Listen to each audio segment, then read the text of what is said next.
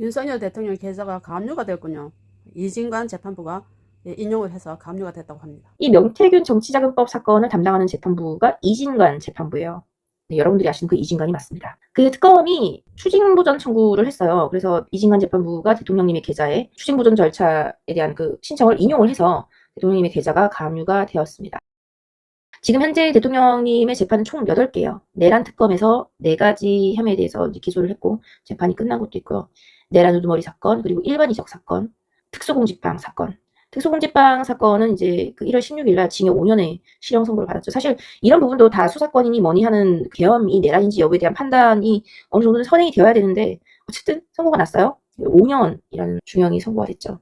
그리고 위증 사건. 그리고 이제 김건희 특검에서 명태균과 관련해서 정치자금법 위반 사건, 그리고 허위사실 공표 관련해서 공직선거법 위반, 그리고 최혜병 특검에서 이제 직권남용 버럭했다고 이제 직권남용, 그리고 이제 런종섭이라고 이제 그 좌파 언론들이 얘기를 하는데 이종섭 장관 그런 부분에 대해서 이제 범인도피죄로 기소가 되어 있습니다. 사건 번호를 이렇게 공개하는 것이 적절한지 의문이에요. 의문인데 어차피 모든 재판이 공개가 되어 있고 서울중앙지방법원 유튜브에 대문짝만하게 이제 사건 번호가 기재되어 있기 때문에 궁금하실 분들을 위해서 정리를 해보았습니다. 저는 대통령님의 사건 8개 중에 내란 특검과 관련한 것들을 이제 담당하고 있고요. 김건희 특검에서 이제 대통령님을 기소한 거는 이제 김건희 여사님의 변호인 분들이 워낙 잘해주셔갖고 대부분 다 무죄가 났고, 그래서 그분들이 담당을 하고 있어요. 1월 13일에 변론 종결이 있었지만 사실상 실수가 없었죠. 바로 19일에 일반이적 사건을 공판 기일이 있어서 변론 준비를 해야 했거든요. 그리고 21일에는 위증죄 공판 준비 기일이 있었어요. 대통령께서 위증이라니 웃기죠? 이 위증죄 공소 사실이 뭐냐면 한덕수가 헌법재판소에서 국무회의가 없었다라고 이제 위증을 했잖아요. 그래서 이진관 재판부에서 내란 주요 임무 종사와 위증으로 재판을 받았어요. 그리고 한덕수는 위증에 대해서는 자백을 했고요. 이 사건에서 이제 23년을 선고받은 거는 뭐 여러분들도 다 아실 거고. 근데 여기서 한덕수가 주장하기를 자기가 국무회의를 하자고 해서 국무회의를 하게 되었다. 대통령은 처음에 뭐 그런 취지로 한 말인지는 모르겠습니다만 어쨌든 국무회의가 자기가 하자고 건의해서 국무회의를 하게 됐다. 약간 이런 취지로 진술을 한 거예요. 주장을 한 거죠. 네, 대통령께서 이제 한덕수 재판에 증인으로 나가서 한덕수는 개업에 반대했다. 그래서 뭐 내란의 주요 임무 종사자가 아니다라는 이제 취지로 증언을 했어요. 사실상 한덕수가 개업에 반대한 건 맞으니까 사실 그 말이 맞는 거죠. 근데 어쨌든 이진관 재판부는 개업에 반대한 한덕수가 내란의 주요 임무에 종사했다는 이유로 23년을 선고했어요. 뭐 단지 국무총리 자리에 있어서 정족수를 채운 건데 23년을 선고했죠. 근데 이제 이 대통령께서 한덕수 재판에 나가서 증언을 하신 원래부터 국무회의를 하려 했다. 내지는 국무회의를 하려고 국무위원들을 부른 거다. 라는 취지를 증언하신 부분을 위증, 거짓말이다라고 이제 위증을 특검이 기소를 한 거예요. 이 특검의 기소가 얼마나 황당한 거냐면요.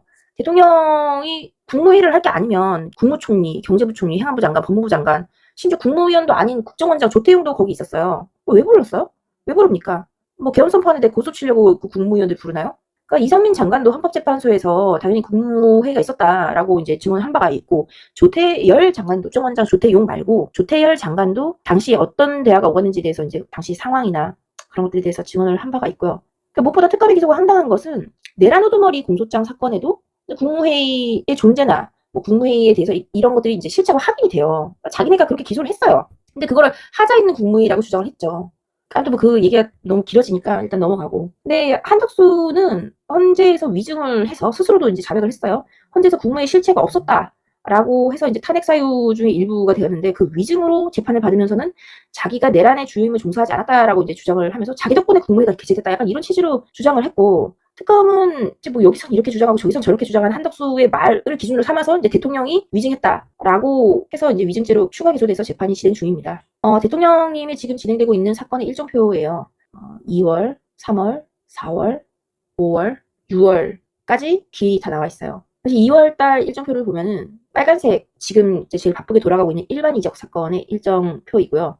일반 이적 사건이 기일이 지정이 먼저 됐어요. 먼저 재판이 기소가 먼저 돼서 기일의 지정이 먼저 있었고, 3월달 이제 기일표를 보면은 화요일만 비어있고 쭉 빨간색으로 온통 일반 이적 사건의 재판의 기일이 지정되어 있었는데, 화요일을 명태균 정치자금법 사건이 기소되면서 그 재판부가 6월까지 기일을 그냥 화요일날 쭉 스트레이트로 지정을 했어요. 이 명태균 정치자금법 사건을 담당하는 재판부가 이진관 재판부예요.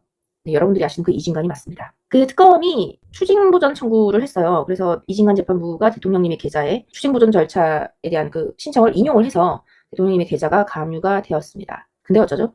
김건희 여사님 사건에서 명태균 관련한 부분은 모조리 다 무죄가 났거든요. 순차적으로 최혜병 특검에서 진행되는 사건들도 3일 그리고 11일에 이제 공판 준비기일이 진행이 돼서 재판이 진행이 될 예정입니다.